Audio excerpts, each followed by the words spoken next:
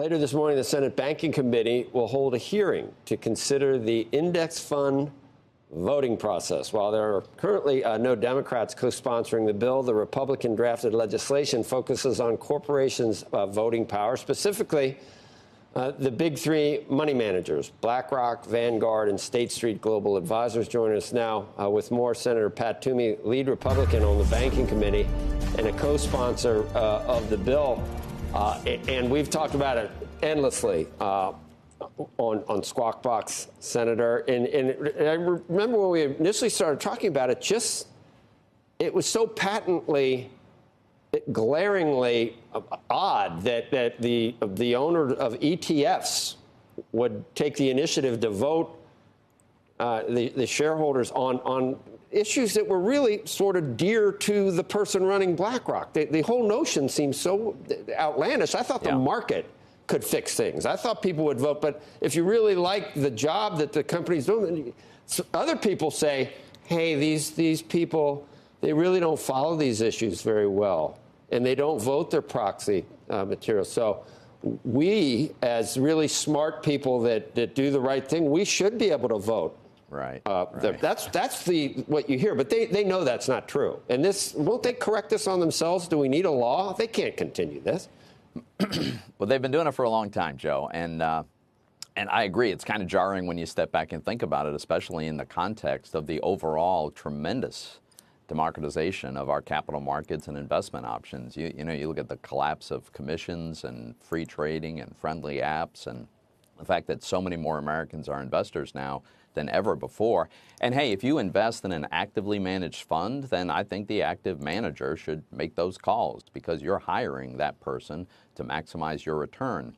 But for the millions of Americans who are simply trying to get a return that replicates an index, it's a completely passive exercise on the part of the manager, they shouldn't be voting those shares.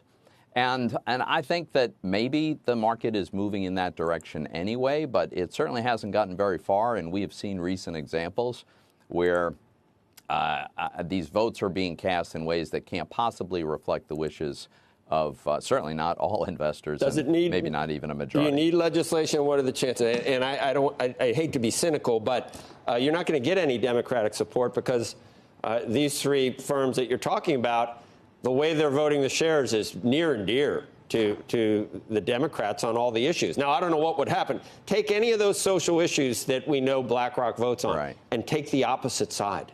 Just think about it. Think about the outrage that you would see demonstrations outside these guys' houses if they voted the other way.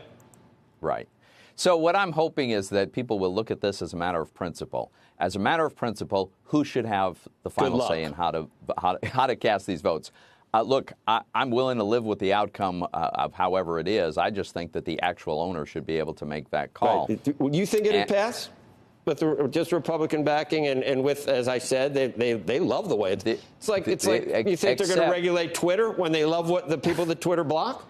There are some Democrats who are concerned about the consolidation of power, about the fact that this means there are three individuals who have enormous power over all of corporate America because of the power of the votes that they control.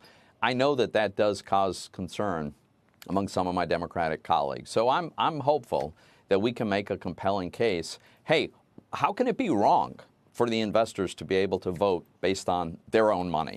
How can that be wrong? So we'll see, Joe. I mean, we're going to take a very aggressive run at this. Senator Dan Sullivan, whom you've had on the show, I know another a number Republican. Of times. You're going to get nowhere. Yeah. Well, we'll see. I think there is probably a very broad support among Republicans, but I think it goes beyond that.